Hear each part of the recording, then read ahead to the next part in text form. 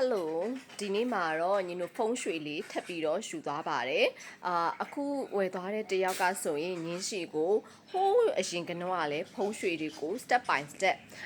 ထွက်သမျှပေါ့နော်ညင်းရှိမှာရသမျှ item တွေကိုယူသွားပေးတာပဲဖြစ်ပါတယ်အခုကလည်းနောက်ထပ်ရောက်လာတဲ့ဥစ္စာသူ့ရှိမှာမရှိသေးတဲ့အတွက်ကြောင့်မလို့ထပ်ပြီးတော့ယူသွားတာပါ Okay အဲ့ဒါဆိုတော့ဖုန်းရွှေကဘယ်သူတွေလေ့လာရင်အဆင်ပြေလဲဆိုတော့တေချာပါတယ်ကိုကဒီကိုရဲ့အိမ်ပတ်ချလဲနောက်ကြတော့အထားတူတွေပြောင်းကျင်တာနောက်ဖုံးရွှေနဲ့ပတ်သက်ပြီးတော့ထောင်ပေါင်းစုံကလေ့လာကျင်တာနောက်ဖုံးရွှေကညတို့ money energy ကိုအထောက်ပံ့အများကြီးပေးပါတယ်ဒါကြောင့်မလို့အခုနောက်ပိုင်းဖုံးရွှေနဲ့ပတ်သက်ပြီးတော့လေ့လာကြတဲ့သူတွေပိုများပါတယ် Okay အဲ့ဆိုရင်ညတို့ဘယ် item လေးတွေရှိလဲဘာလေးတွေလဲကစားညတို့အသေးစိတ်လေးသွားကြည့်ရအောင်ထုံးစံတိုင်းပဲညီတို့ဖုံးရွှေရတဲ့ item လေးတွေကိုငင်းပြောပေးပါမယ်ဒီမှာကကြီးဝါချမ်းသာ2ခု3ခု4အုပ်တွဲရှိပါမယ်ဒါကတော့ညီတို့ sample လေးဖြစ်တဲ့အတွက်ကြောင့်မလို့ဒီဘက်ကိုညီတို့တစ်ချက်သွားပေးပါမယ်သွားတဲ့အခါမှာ okay ဒါလေးတွေကတော့ညီခုနပြောသလိုပဲ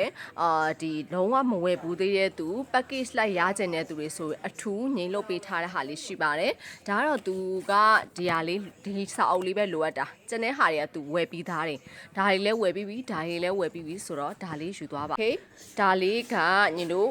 တခြားလေးတစ်ချက်သွားကြည့်ရအောင်ဒီကတော့အဓိကညီတို့ဖုံးရွှေရဲ့အဆောင်လေးတွေပေါ့နော်အဆောင်လေးတွေကဘယ်နေရာမှာသွားထားရမလဲဒီမှာပုံလေးတွေကကစားပါထားပါတယ်ညီတို့အပြင်မှာမမြင်ရရဲ့အနေထားလေးတွေလည်းညီတို့ဘယ်အော်ဒီမှာဒါဆိုရင်ညီတို့ money tree တွေပေါ့နော်ဒီအလားစိုက်တဲ့ဟာတွေတောင်မှသူဘယ်နာလေးတွေမှာဘလို့ဒါလေးတွေကကစားပြောပေးထားတဲ့စာအုပ်လေးမလို့တော်တော်လေးကိုအဆင်ပြေတယ်လို့ညင်ပြောချင်ပါတယ်ဒါကြောင့်မလို့မိတ်ဆွေတို့ကဒီဖုံးရွှေနဲ့ပတ်သက်ပြီးတော့ရကျင်နဲ့လေးလာကျင်လာပြီဆိုရင်တော့သိကြပါတယ် CYA